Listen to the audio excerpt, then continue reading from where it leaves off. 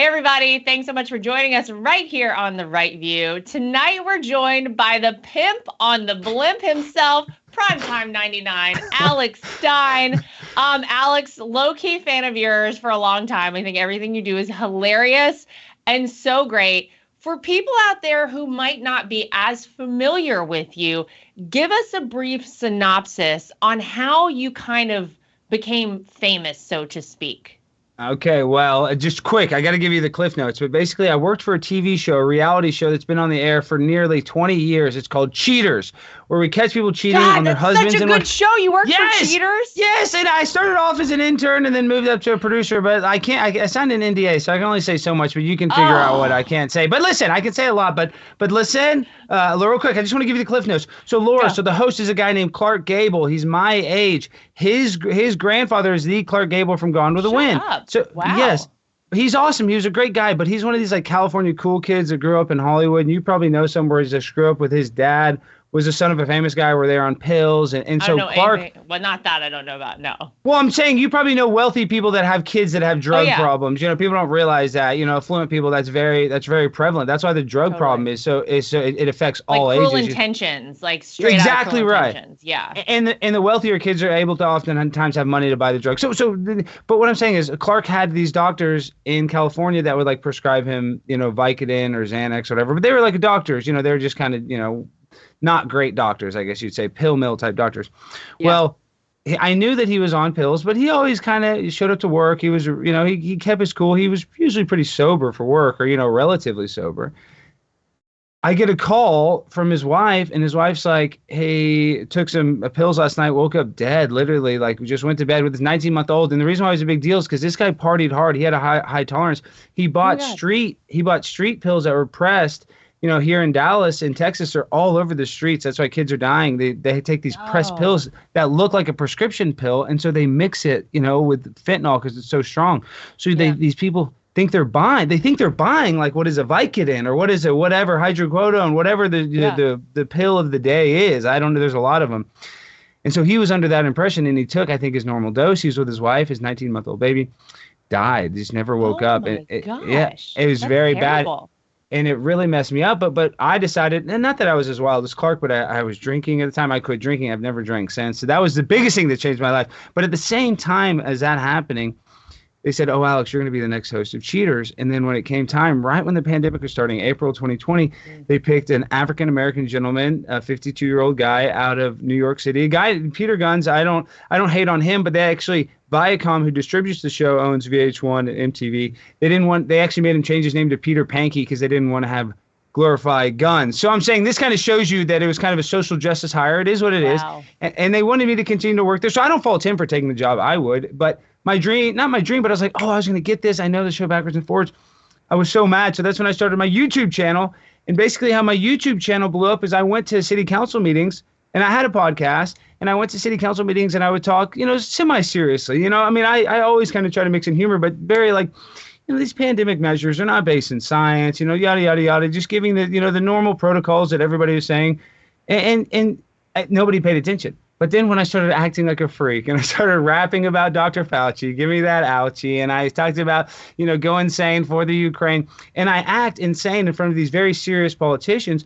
And Laura, you deal with the most, obviously the daughter-in-law of the president. So you deal with these intense politicians. They all have these egos. They take themselves so seriously. And as a matter of fact, now that I've risen to some sort of notoriety, I deal with congressmen. A lot of these upper politicians have less of an ego than the city council members or the mayor. Some of those people that I deal with, because in Plano, Texas, and in Dallas, they're on the board in both cities. They're trying to get rid of the public comment, Lord, because I go there and I've embarrassed them because I call them out and they don't like that. So it's been very effective, and that's why that's why we're here today, because of all this. So that's the long story short to answer your question. I feel like there's so much I want to talk about. Like, obviously, I need to talk about Cheaters in a second because I have a lot and whatever we can get out of you. But the truth is, I think a lot of us first saw you during the pandemic because you had gone, kind of as you just explained, to some sort of a town hall meeting, and you rapped about Dr. Fauci. I think that's the first one I saw. Then I saw one of you dressed up as a rat. Like, yeah, Ronnie the rat. Yes, of course. So you like the rat? Well, I should have had the rat. Next time I got to do the show again, I'll come as Ronnie the rat. I'll be a different person. I love it. It's so good. And like your whole thing, the whole diatribe that you kind of give this town hall is that you're like, I'm a furry and I'm a teacher and I've converted a lot of kids in my class to furries. Yeah. And it's so absurd and ridiculous. But what you're doing, Alex, is you're actually talking about concerns that are legitimate. Because like you said, when you went originally, you had real concerns for your neighborhood, but people were not originally taking you seriously. They were just kind of, I mean, how many times can you hear people like drone on about the same thing, right? So you had this idea and like, I mean, tell me what happened, because these people obviously were probably not thrilled with you busting up in there in a rat costume. At first, did they take you seriously? Well, I mean, legally they have to. I'm actually suing the Dallas County Commissioner, Clay Jenkins, here in Dallas, because in college he was arrested for a panty raid, which isn't the biggest deal, but D Magazine here, which is like this liberal left-leaning magazine, they wrote an article about it. So I went into the county commissioner's court and I printed out the article, I gave it to all the commissioners, and I started to read it, and they unlawfully removed me because a commissioner removed me and not the county judge, so they have to do a vote. So they've been trying to settle. So I'm saying legally, they have to let me. So long story short, they had to let me, but of course they don't like me. But on the Ronnie the rat thing, it is kind of it is a little bit overblown, but the sexualization of children, I go to a lot of these events, Laura. I don't know if you've seen that content where there's actually people protesting at these drag events that are what they call family inclusive or family friendly, which listen, I'm not a homophobe. I get called a transphobe. I actually support transitioning if you're over the age of 18. But I think under the age of 18, you're putting kids on puberty blockers, gender mutilation, mastectomies. And a lot of these kids change their mind after the fact, and they have permanent damage because they have what is called gender dysphoria. So for me, I just wanted, and I'm not trying to virtue signal like protect the children. I just think if a child can't vote, they're restricted to drive cars. There's just age restrictions for a lot of stuff. I think we should be a little more careful by these hospitals, what I call, the pharmaceutical industrial complex, that have lifelong patience once these kids basically, whenever they identify as trans, because they're oftentimes put on mental health medicine, and then once they get the surgeries, it just exacerbates their medical care, a million times. So for me, it's like, I just think it's very corrupt. We're going in a direction like Bill Maher said, and Bill Maher is the liberalist guy in the world, but he even said the rate of children that identify as trans or non-binary in 2024 compared to 1970 is literally like 10,000% more. I mean, we're at a number that's not a natural increase, because really, I think we should support gay and trans people, but just the idea, of course, I'm saying, but the idea that these kids... that's not even a question. Like, of course. Yeah. By the way, not for nothing, Bill Maher has, like, I've said this for a long time. I don't really know what he is on, but I'm loving it, because everything I feel like Bill Maher has said over the past, like, year and a half, I've been like, exactly, that's what we're all trying to say. He's really like, I'm a fan. I got to be honest. I'm a fan of what he's doing. I think what you're saying is right. And I think everyone has to some extent, agree with that. If you are talking about allowing someone who is a minor, like my kids are 5 and 3, right? My kids tell me all the time, my daughter tells me she's a rainbow dog all the time. So like, well, obviously I need to start the transition to help her become the rainbow dog. That's the kind of nonsense we're talking about. And also, I think there's some concern for parents who have kids who are a little older, say in middle school or high school at this point, because this sort of thing has become so glorified. And for children who maybe are not paid enough attention to, maybe they're kind of loners, maybe they don't feel like they fit in anywhere, it's very easy to see how this space where you could come out and say, well, I'm a trans, well, I don't even know how you describe yourself, whatever it is. And then you get like applauded by your entire school and community, and everybody just, thinks that you're this incredible person and how brave for coming out and saying this, when in truth, like, is that really how you feel, or are you doing it to get attention? Are you doing it to become popular? A lot of questions, I think, for a lot of parents on that front.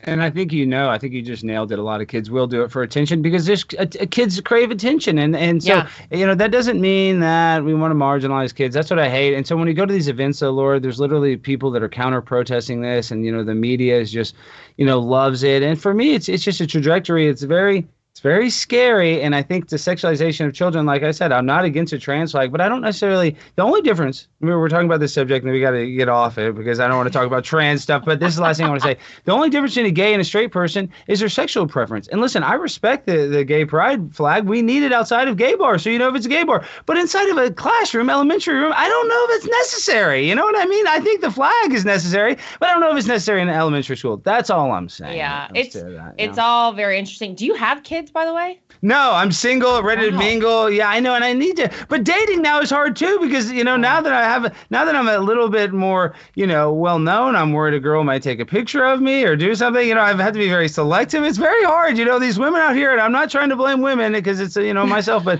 I cannot give into temptation too much. But it's rough going out there. It's rough. I'm very lucky that I'm married and I have been married. And my husband and I met, by the way, when I had a Razor phone and he had a BlackBerry. Like, I'm old as they come at this point, but we didn't have to worry about all the social media stuff. There was no swipe left or right crap. We weren't doing that. It is harder for you, and I'm the first in line to admit that. No, and they've sterilized dating where you just swipe left. It's because, listen, I think the war in Ukraine is ridiculous. They're giving $100 million. And I'm swiping left because a girl, not that I'm using right now, but I would swipe left because she has a Ukrainian flag, which doesn't make sense because maybe she really doesn't know what's going on and she's just trying to virtue signal. Exactly. They're just superficially. Yeah. So, but I'm saying you judge a person, you judge the book by its cover, and that's really not how humans are. We're really more nuanced than that, than these the sterilized dating apps. So that is really, it's this dystopian future, and then every time you get out of a relationship, everybody has so many options. It's just, and then your inbox is full. I mean, and it's just it is a lot different, and that's why marriage is going down in America. I mean, listen, I'm in Dallas, and once again, the border. One thing that just makes me so sick is that they have $100 billion to give to Ukraine, but the border between Texas and Mexico every day, the fentanyl crisis is killing young kids. Killed my friend. The sex trafficking, I see it. But I'm telling you this, Laura, just like you see in when they see it they show it on every broadcast organization when they see the migrants outside of Kamala Harris's, a house, quote unquote, shows at the naval. But that's all over Dallas. I see that all the time. They'll drop them off by the park, and you can tell that they're migrants because they'll have the mask, or they don't really know the mask rules. They're kind of looking around, and oftentimes they'll have a new clean shirt, like the shirt you see it. If you go to Target or Walmart, they only have certain shirts. You're like, oh, that's like a Target shirt, or that's, you can kind of tell. Love my Target shirts. Exactly, but you know what I mean. But you can kind of tell, oh, that's from one of the box stores. That's a newer shirt, has SpongeBob on it or something, And so somebody gave them that. Somebody gave them a bus ride to Dallas because Dallas is a city that has so it's affecting me. And I'm not even anti-immigration, but these people, they're not held to the same standard. If they commit a crime, they get to get deported. I don't get to get deported. You know what I mean? So I'm held to a higher standard. So it's just my family. We're also in the bail bond business, Laura, and that's another issue that's ruining America. A lot going on. Wow. Well, my dad that's what he is, a career-long bail bondsman, and I have my bail bond license. I actually have to go to bail bond school again now that all these sheriffs and all these counties know me. I'm going to bail bond school in February. I'm going to be for. What does that entail? Every 2 years you have to go because there's new licensing, there's new rules, they change. You have to pay this percentage there, so you have to every 2 years you have to get renewed. It's just like an 8-hour 1-day deal, or sometimes they have it where it's 2 days, 4 hours each day, but. Like if you're in San Antonio, Texas, a guy from Gunther, Texas might want to take his wife to there and go 4 hours there and then hang out on the Riverwalk. Neither here nor there. But let me get back to the bail bond business. In Harris County, in Houston, the most crime-ridden city in all of Texas, they have what is called bail reform. The same thing they're doing in California, the same thing they're doing in New York, where in California, a 23-year-old UCLA grad student was stabbed to death by a guy that had 17 prior arrests. Should have been in jail, but because of bail reform, he was out. That is a story that's happening everywhere. So that's another thing. It's like we're literally letting out people the same form that you signed to get a public defender, which everybody's awarded to. You can get a public defender if you can't afford. Now they have what is called an ROR form, where you can basically get a bail bond by saying I'm too poor to hire a bail bondsman to get me out. So we're just everything. And who's paying for that bond? The taxpayers, right? Yes, of course. And see, that's why bail bondsmen, they say they're racist. Actually, on Google now, bail bondsmen can't even advertise because they think that they're predatory, but that's not the case. What happens is oftentimes when people can't get out of jail, it's because they burn their family so many times. Because oftentimes a family member or girlfriend will usually get you out of jail, and really a bail bondsman charge 10%, and they make sure that you go to court. The problem is now we don't have a third-party police force, these criminals, and they go to places like New York where they know that they can commit a crime and get out easily. Like a guy rubbed feces on a girl in New York City and was out of jail in 24 hours. I mean, New York. Oh my God. That happened, yeah. New York, it's absolutely terrible right now. It's disgusting. It's a bail reform, but that's what I'm saying. And New York is America goes the way of NYC, and that was the problem. After 9/11, everybody came together. Everybody rallied around New York. It was beautiful. It was beautiful. It sounds crazy to say that now. We're like, after 9/11, things are beautiful, but compared to how how old are you, Alex? I'm 36. I look young. I'm old. I'm old. Yeah. We're not old. I know we're same age basically, but yeah. 40. So like you remember, as I do, 9/11. I mean, there are so many that don't, which is like the official mark of being an old person. But what we're saying is accurate. Like, yes, it was a horrific situation, but the support, the love, the coming together of America was such an incredible feeling. I vividly remember how that felt. And I mean, I was young at the time and I didn't really get everything that was going on, but still, you know, like wouldn't we love to be back there? Do you think we could ever get back there? Oh my gosh. Now, it's a good question. As soon as you say that, my cat Sky Bear is coming in the room. I hate to say that. It's such a poignant question. No, my cat, now he's going to make a cameo. But no, this is the thing. I would love to see your cat. We will. Sky Bear, come here. He'll come here. But listen, that's such a poignant question that will we ever get back? Because somebody that's listening to this that's like 20 years old, you know, that was born after the fact, they don't really know. They don't get it at all. And I sometimes, here he is, Sky Bear. He's the king. He's a top-ranked cat. You see this? Look at this.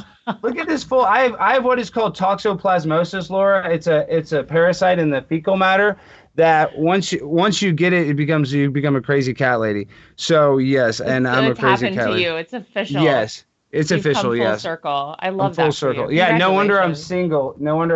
This is like my husband. I have right now. I have 3 dogs, and my kids are desperate for a cat. Both of them want a cat. I'm like, I think we should just add a cat to the mix. You have to get a cat. Oh my gosh, cats are easy, right? Yeah, they're easy, and I have a dog. I have a dog too. Dogs are great. They're the best. Dogs are but cats different. Like a dog will like go. A dog's kind of like the woman on the street. Like anybody can get a taste. You know, the dog will sniff your butt. But the cat, it's like you, Laura. For it. Yeah, they make you. Yeah. It's like how Eric had to work for it. Eric couldn't just, oh, I'm Eric Trump. You're like, oh, I don't care. I don't care. I didn't even know who Eric Trump was, exactly. Alex. Yeah, let's be honest. I agree. Yeah.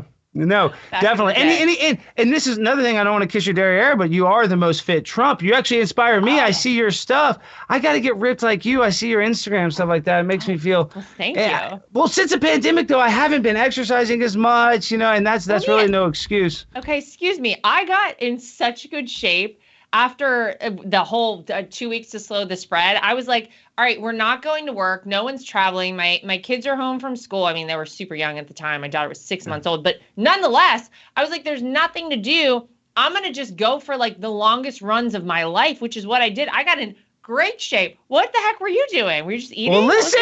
No, I was eating, and I'm such a little soy boy. I watch all these documentaries. I became plant-based, so I don't eat meat, and I gained a bunch of weight. But listen, I got kicked. I'm in University Park, one of the nicest neighborhoods in Dallas. Not trying to.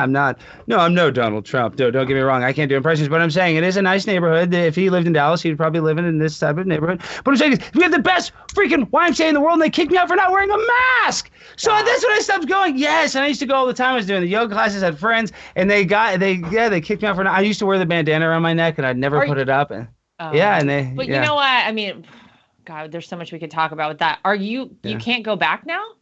Yeah, well, no, because I kind of had beef with one of the trainers for telling me to put it up. I'll be honest. I was like, come on, and don't tell me what to do. And so, I just had I was an anti-masker. I don't like the mask. What the heck? Listen, if a pair of Levi's can't stop a fart, how is a mask going to stop a deadly virus? It just doesn't make sense. I'm saying, I get it if you're a surgeon, you don't want to spit in my wound, but I mean, just sometimes, I don't know. I'm just the masks it's so frustrating. And look, I'm all for, like we started off this show talking about, whatever you want to do, whatever personal makes freedom, people feel good, happy, whatever it is, as long as it's not bothering or hurting anyone else, please go for it. I love that. Do it all. I'm happy if somebody is wearing a mask, but I still don't get the people. And I swear I still see them, even though I live in Florida, driving around in a car alone with a mask on. Like, how indoctrinated are these people? Where do we go from here? What happens to people like this? is that forever for them, I wonder? And I think it probably is at this point. Yeah, it's the forever maskers because, the mask, it's the MAGA hat for the left as well. So, people want to wear it.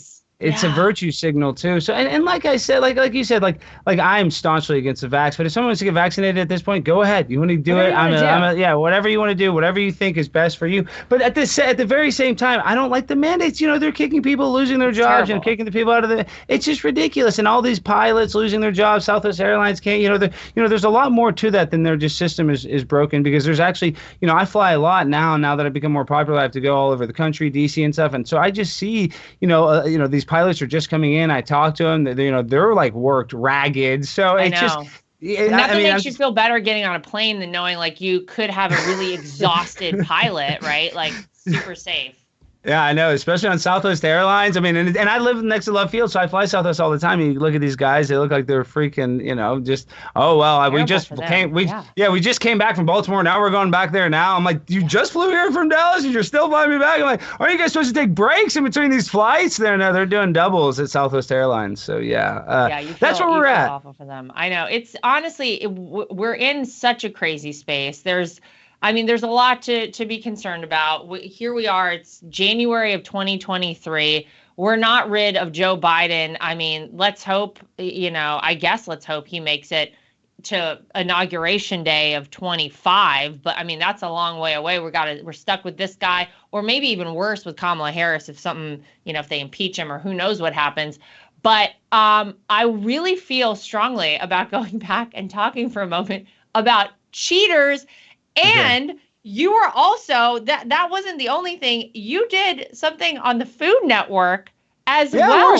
Worst cooks in America with Super Chef Bobby Flay, of course. What are you talking about, Laura? I'm a pimp on a blimp. And I was on an ABC show, and I was on this Bravo show. When I graduated college, my ties messed up, and now that my camera it's reversed, so I can't put it. Okay, what I'm saying is when I graduated college, I went to, did all this reality stuff. But I want to talk about that. But I got to say this real quick. With all the Mar-a-Lago stuff and the Joe Biden and the Hunter Biden, it just makes me so sick. Because really and truly, Laura, this is what they did with Hunter Biden, is that they give us the crack pipe all day long. But really that makes him more endearing to the American people, because oftentimes people know somebody that has a drug problem, but they don't tell us about the illegal business dealings in Burisma, with China. I mean, there's just so much there that has been hidden. And now, what I believe, I just want to get this point because I think it's simple. I think that the Democratic Party has turned on Joe Biden, and they've 100%. They've never really liked Joe Biden. I don't believe Obama even liked him. I think they just ran him, and they knew that they could cheat. And so, they just kind of put him in there, knowing that he was a puppet shadow president. And this is the thing. I honestly believe, and I could be way off, this is pure speculation, I think Gavin Newsom will be the 2024 nominee. But at the same time, I mean, Joe Biden is an 80-year-old white guy. Like, the liberal left is against the white patriarchy. I mean, if anything, they love the multicultural woman of Kamala Harris. So I feel like almost ceremonially they want to take out Joe Biden. And call me a tinfoil hat conspiracy theorist, because I am. I'm just saying, because I think they do want to put her in, not even for the long haul, because as cognitively impaired as Joe Biden is, I believe Kamala Harris is even worse. And that's almost impossible. It's like she's even worse. At least Joe Biden has some decorum. We're at a really awful spot, quite frankly, in America. We got ourselves here. I mean, we talked about this on the last show, actually, about this exact thing. If Joe Biden is no longer president, who is it? It's Kamala Harris. That is, I mean, like, I don't even know. I don't know if you get a lot worse than that, because, Alex, they told us the only reason she had that position that they put her there was based on how she looks. I can't think of a dumber reason to put anyone. Do me a favor, never give me a position or anything based on how I look. I only want it if it's based on merit, if I earn it, if I'm the right person for whatever job it might be, right? But you have that situation. And we talked about this too. Probably Gavin Newsom. You're probably right. But do you ever think there's a space where Michelle Obama of course. In? But no, Michelle Obama, if she was a nominee, she'd probably win. I mean, she's super powerful. Obama's super powerful. So she's really one of the biggest threats. She's very likable. Like, and that's the thing. If you look at her, she's probably the most likable Democrat at this point. And they don't really have a bench. They have no one. They have no good options. I just kind of feel like, I know Hillary wants another crack at it, but gosh, don't get me started on Hillary Clinton. You're gonna make me sick. No, we're not even. What would be better than Hillary versus Trump one more time, just for old time's sake, in 2024. I kind of love it. I would kind of be here for that, not for nothing. I would, because she would lose. I mean, but I'm also another conspiracy. I think she drinks the blood of children. So what? So Hillary Clinton is terrible. She's the worst person ever. And this is all speculation, guys. This is not Laura's views. I do think some of these people on the left are evil, sick people. Because listen, it's all about affirmative action. It's not a meritocracy. So when they say, oh, I'm going to pick Pete Buttigieg because he's a homosexual, not because he's certainly qualified. I'm just saying these people pick because they check boxes. And that is incorrect. We need to check people because they are the most qualified for the job, because they're running the most important part of the world, the country. And Alex, it would be different if these people, for whatever reason they were chosen, even if it wasn't based on how we thought they would perform in that position or role, actually did a good job. And we actually had a very successful country, and we were, looked at and revered around the world, as we always have been as America. And we felt strong, and we felt like the economy was working for everybody, and everyone had jobs, and things were going well. It is all going in the opposite direction. Things are not going well. We still have 40-year high inflation. We have gas prices that we've sadly gotten used to being as high as they are. We have an FAA that had to do the first talk about 9/11 grounding of every plane in America since September 11th, 9/11, last week. So what are we doing here? It's not working. I just wonder, as we head to 2024, do you think people have paid enough attention to this, or do you still think people are, putting the Ukrainian flag on their dating profiles because people just don't know any better?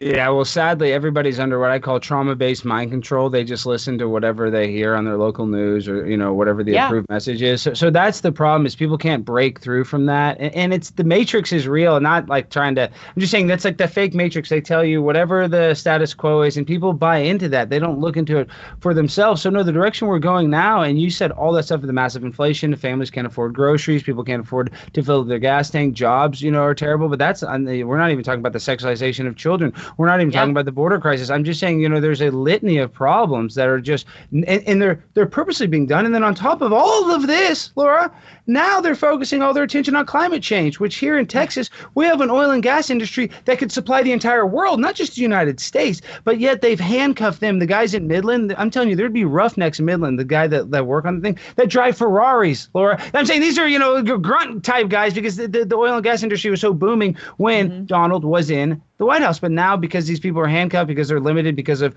quote unquote climate change, because they're worried about the sea levels rising an inch over 500 years or whatever, that, whatever fake news that they're trying to spew on us. So we got all this stuff, and now they want us to worry about the weather in 300 years. So go figure. I mean, they're just, these people, they cannot solve a problem to save their lives. And that's the problem, because Donald Trump couldn't solve all these problems. It's just there's too many litany of problems, even though he's the greatest president ever, in my opinion, that I've ever had in my lifetime.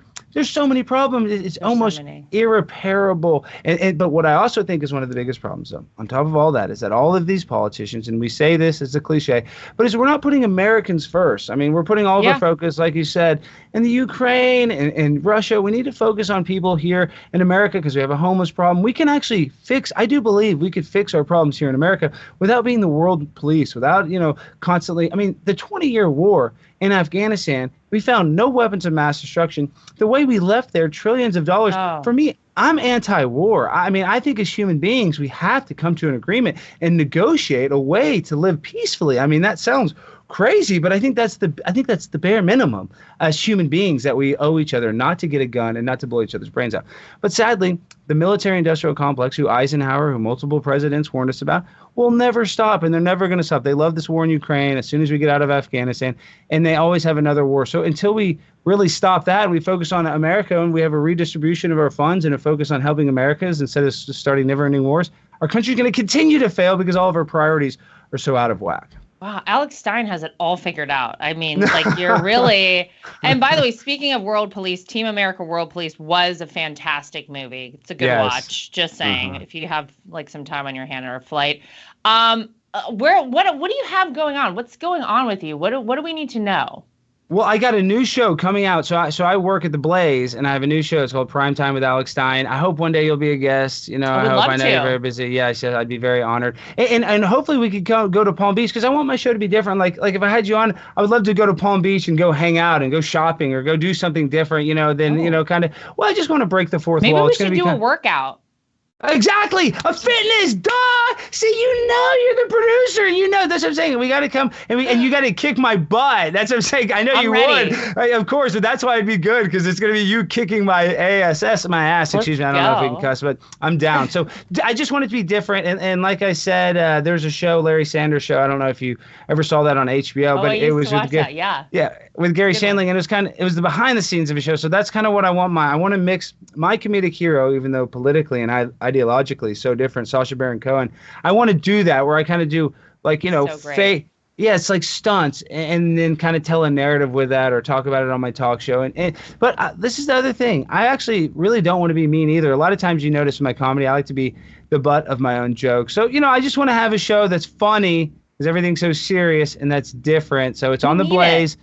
It's on the Blaze. It's coming out in February. And I'm also going to London in a week to do some activism. So be on the lookout. I hope I don't get arrested. I might need to call you to. Bail bondsman if you need one. I know, but it might be bad. This might be bad. I might have to call in the boss. I might have to call in the president. So I'm just kidding. Well, I'm teasing. I'm not going to use that. I'm just kidding, obviously. But yes, I'm going out of the country if I get arrested for praying in front of an abortion clinic.